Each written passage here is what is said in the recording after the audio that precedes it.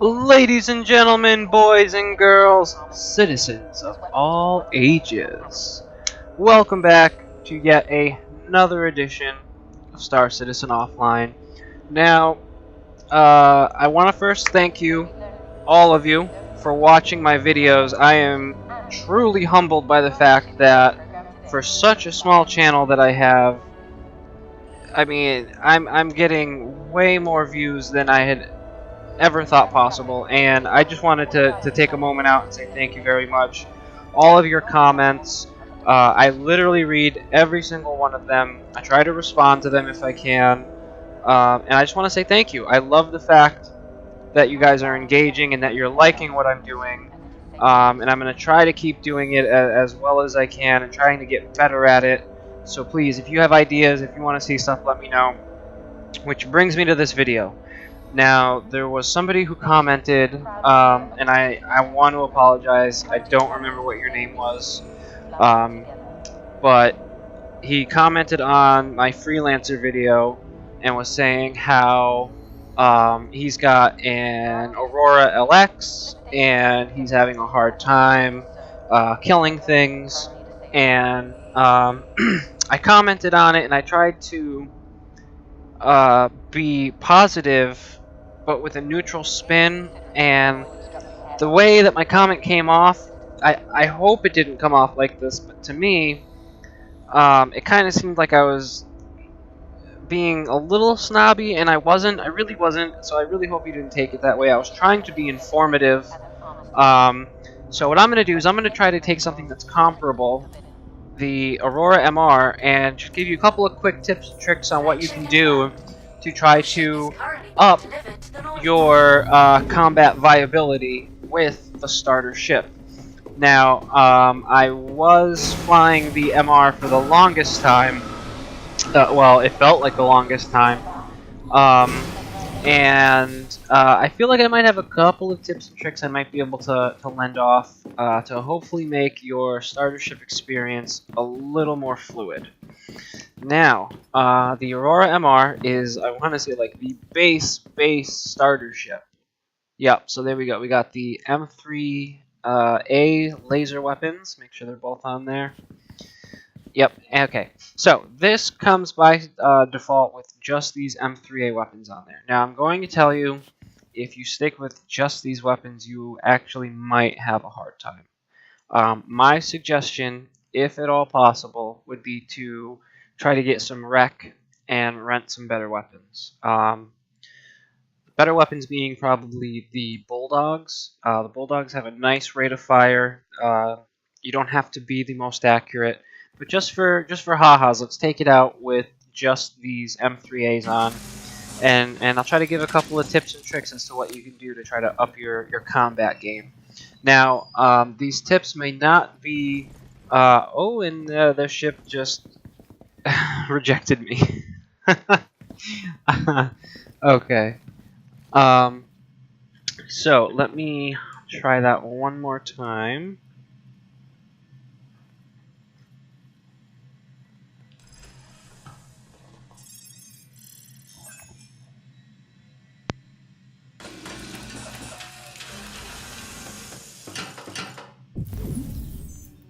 Welcome to Robert Space Industries.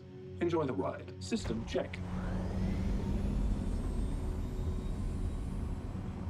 So with the M3As, you do have to remember that they're not going to be able to put down a steady stream of fire. You will have to be a little bit more methodical with your shots. And you know, let's switch it up. Instead of going to see Tessa, let's go to the comm array. Travel initiated. Hopefully we'll be able to get into the thick of it a little bit sooner than having to go through the spiel, because I do want to try a couple different things out. So hopefully this will give us the speed that we need. And watch it be a cutlass. We ain't got any problems with you right now. Hey! Stick around, and that's gonna change. An Aurora! Alright, for once I'm actually evenly matched. So the thing you want to remember is these higher Auroras are buffed. So off the bat they have a slightly better defense buff. So they can already take a little bit more damage than your MR, if you're in an MR. If you have an LN, you actually might be about comparable. Now, with the MR, one of the things that really sucks is it does not have missiles. So, really, it's just whatever firepower you have. Now, as you can see with the M3As, given that they do have such a low rate of fire, it is a little bit hard to stay on track, and I bet you already his shields have regenerated. So, one of the things is using those pitch and roll keys, so Q and E, so you can try to stay on target a little bit better, as I'm completely sucking with shooting him. Once they start to get a little bit closer, I would say maybe hold down, but when you know you're not going to make a shot, stay off the trigger, because to stay on it, you're going to overheat your weapons, and basically just waste what little time you have, or what little time, energy, and ability. Those weapons overheat, and if you direly need them, you're going to have a bad time. Another tip is you might want to shoot slightly behind the ship. And by that, I mean maybe not necessarily directly in front of it, but you kind of want to shoot a little bit over or under it, so that way the shot kind of goes to the correct trajectory. Now, I do feel... Now, see, this is where I want to spin with those Q and E keys to try to keep them centralized, or centered, and there we go. So I took down the MR, or I'm sorry, the Pirate Aurora. So that, you know, wasn't terrible, but it wasn't great either. So, if we head back to Olisar, actually, I think it might be easier to, self-destruct. Self-destruct activated. So let's just. It'd probably be a lot faster if I just blow it up and start over again. And kablooey! Keep rolling, rolling, rolling, rolling. What? Plus 10 points to you if you understood that reference. So one of the good things about the Aurora, not only with it being so cheap in real life money, is that in the Star Citizen universe, it should also be relatively cheap. So by that, I mean, if you do happen to, you know, run into some bad luck and you happen to get blown out the sky, you shouldn't be waiting too long to get your ship back. Or, in contrast, you shouldn't have to pay too much to get it back if that's the route you want to go. So, remember, I've only been dead a few moments, and I've got about 3 minutes for it to come back, or about 2,000 AUEC. And you could easily make 2,500 UEC just by doing an ICC probe mission. So what I'm going to do, I'm just going to pay the deductible. Unfortunately, our automated system is unable to access that ship at this time. We apologize for any inconvenience. Okay. Try again later, or select a different ship. Alright, let's try that again. Unfortunately, our automated system Well, that's is new. unable to access that Alright, ship so at I this guess time. I'll just sit here and talk for another minute or two. Please try again later, or so select a different ship. keeps cutting me off. So, as you were able to see just there, you know, having the Aurora does have a couple of pros, but it also has a few more cons than pros, in my opinion. Now, if you are looking for a better starter ship, but you're a little bit strapped on cash, I would highly suggest going with the Aurora LN. From the MR to the LN, it is literally $10 or $15. And if you didn't see the last video, Selection confirmed. let's go take a look at the LN. That'll give us enough time to have the MR respawn anyway. So, the LN, if you are uninitiated, stands for Legionnaire. Legionnaire obviously referring to the fact that the LN variant is more on the fighter side. It's definitely more geared towards fighting. I wouldn't necessarily classify it as a dog fighter, but it is certainly more capable in that vein. Now, contrast to the MR, the LN has these extra size 1 to 2 hard points up on this, what would you call it, hatchback section? Kind of looks like a hatchback. You know, funny story. I'm going to go off on a little tangent here. So, when I first got the LN, with the color green that it originally had, here, let me show you what the that color was. So let's take off the Operation Pitchfork skin. Look at how bright that is. Isn't that... So anyway, when I first bought this ship, it actually reminded me of the vehicle that I drive in real life. I have a Subaru Legacy 2000 and, what was it, 2003, 2004? And the funny thing is, it actually kind of reminded me of my Subaru, which is one of the reasons I actually really liked it. But now, if you look at that green, I call it the grasshopper green, with the yellow trim or the yellow accents. I kind of feel like this stands out a little bit more than that more subdued color. So what I'm going to do is I'm going to throw that Operation Pitchfork skin back on. Yeah, that's better. I like that more subdued, more olive drab, darker type of color. So for about $10 or $15 more, you get these extra hard points, and you also get these quad size 2 missiles. Now, that in and of itself is a great addition. Those missiles alone can definitely save you from some harsh environments and some harsh scenarios.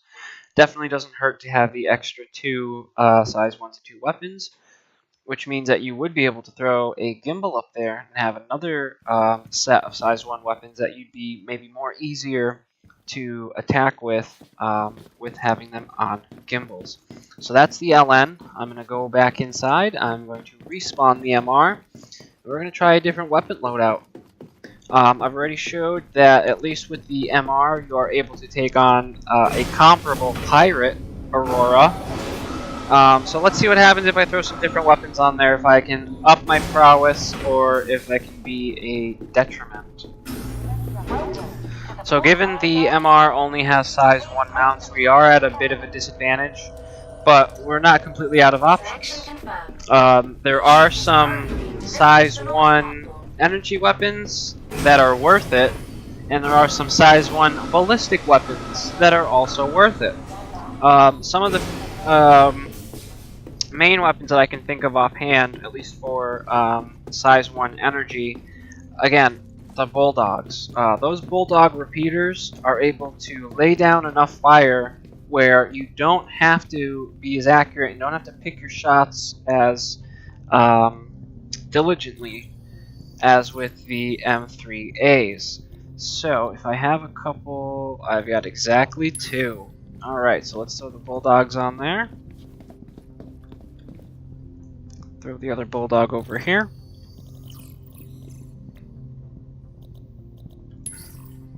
Make sure... Okay. So now we got the 2 bulldogs. And... Oh, wait, I do have missiles. I take that back. But they're little size 1s, so I don't know if they would even... Yep, there they are. So it does have missiles. I take it back. So the MR does in fact have 2 size 1 missiles. Barring that, I'm not even going to use them because I believe those size 1s really are a little... I don't want to say useless, because I mean if you knock a pirate around enough and take its shields down, those size 1s will do damage. They will. I mean, you do run the chance of killing them just with those couple of hits, but it does depend on your playstyle. You know, I can understand why people think that the game is pay to win, especially when you see some of the prices that some of these ships can go for. But you got to understand that really you're pledging the idea that you believe in this game, and you're getting a ship more as a thank you than as a purchase. You know, you're not buying the ship, you're pledging, and you just happen to be getting a ship in return. Alright, so we got another Ninetales Aurora, this time with the dual Bulldog repeaters, and he's already trying to take pot shots at me. So let's show him how we do. Why does everybody have to fight back? This is how we do. So luckily with these being repeaters, I don't have to be as have as much trigger discipline. It does help though. I also wouldn't say, you know, and I'm also using that Q and E keys to turn and try to have him more centralized in my view. Now, just because this does fire at a more consistent rate doesn't mean that you just want to fly around holding the trigger down, because when you do that, you then run the risk of overheating and then not having as good of a damage output. Luckily, there we go. Keeping on target will obviously, you know, be better, so you will obviously be rewarded, you know, with the more accuracy that you have. So that's the Bulldog loadout. So it goes to show. So this is mainly what I was referencing in my comment. If you're watching, person who commented on my freelancer video, that is what I was referencing when I meant tools. I know that I referenced ships, but when I was saying the stone tool, you know, if you were a carpenter and you had stone tools, it would be hard, versus if you had Black & Decker tools, it'll be easier. That's more or less what I meant. You know, you can most certainly play the game in just an MR. I mean, admittedly, you know, you're not going to have as much fun as you would if you had a Super Hornet, but if you don't have that type of money, you know, you don't have to fret, because you are still able to get shit done with the MR. You just have to kind of retool it, no pun intended. You know, change the loadouts, do a little bit of experimenting, and you can get all these weapons through a couple different avenues. You can go to the RSI site, and you can go through either Voyager Direct or Electronic Access. Voyager Direct is where you would go and you would use real money to purchase these weapons to own permanently, whereas Electronic Access is where you would go to spend rec that you would acquire doing Arena Commander and Star Marine, and then you'd be able to use the credits that you gained to then rent these weapons for significantly cheaper. So for size 1s, we also have the Neutron Cannon, which is another energy loadout. So what I'm going to do instead, let's go to the 9 series, the Ballistics. And I have a lot, as you can tell. So one of the main things when you're going ballistic, after you put the weapon on, is you want to make sure that the magazines are in there. Because there has been many a time where I've thrown ballistic weapons on, I didn't check, I didn't do my due diligence, and I went out there with weapons that had no magazines in them. So that's got the ammo box, and that's got the ammo box. So there we go. So we are in business. So I've showed you the M3A, I've showed you the Badgers. Now, let's take these broadswords out. Keep in mind, like I've previously stated, the ballistic weapons do ignore shields, but you are limited in the fact that you have a finite amount of ammunition. So with these, you do kind of want to pick and choose your shots a little bit more than with the Badger repeaters. If you are new to the game, I would highly suggest going energy before you go ballistics, so that way you can kind of get the feel down, and then if you have the money or the time and rec, you can go back and change them accordingly. So with the ballistic weapons, you know, it depending on the scenario, I like to swap between one or the other. I just put out a video showing the differences between my Super Hornets, one being an energy loadout, one being a ballistic loadout, and the energy loadout actually might surprise you. Oh, direct hit. So was that. Now another good thing about the ballistics, see now I'm using E so I can turn myself and have him right in the center again. If you do hit the cabin, you run the fortuitous chance that if you hit the pilot with a ballistic weapon, you can actually make them bleed out and win the battle that way. So that's another good thing about having a ballistic loadout. Big mistake. And with them being ballistics, I don't have to worry about constantly laying down fire to weaken the shield, because this is just hitting right on his hull. Oh, getting trigger happy. You had your chance to run. You didn't. Yeah, right back at you. See, now I want to try to keep him as centralized in my street as possible, especially given, and there we go, given the bezels that the Aurora MR has.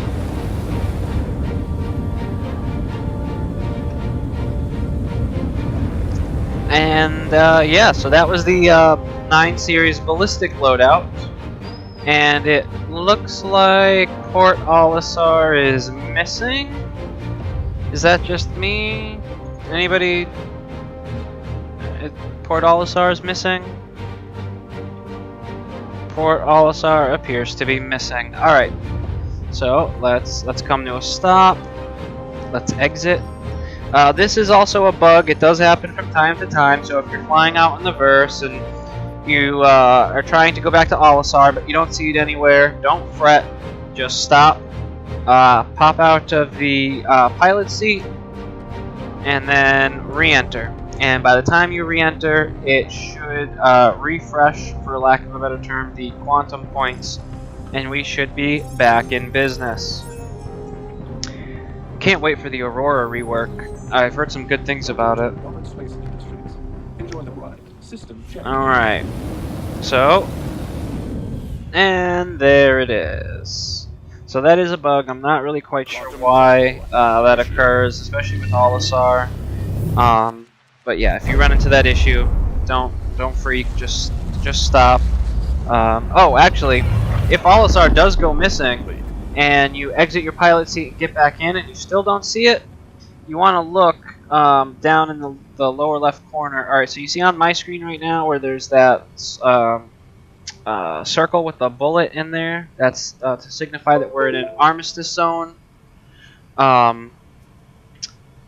So that's basically, so down in that area you're going to see, it looks like a crosshair, and if you see that, that means you're a criminal. And that would be another reason why Olisar wouldn't show up. So if you don't see Olisar, you get out, get back in, and you still don't see Olisar, you might be a criminal. If you see Grim Hex as one of your quantum jump areas, then easy way to tell that you are, in fact, a criminal. So yeah, this has been a quick run through of the Aurora MR and some of the ways that you can up your proficiency a little bit.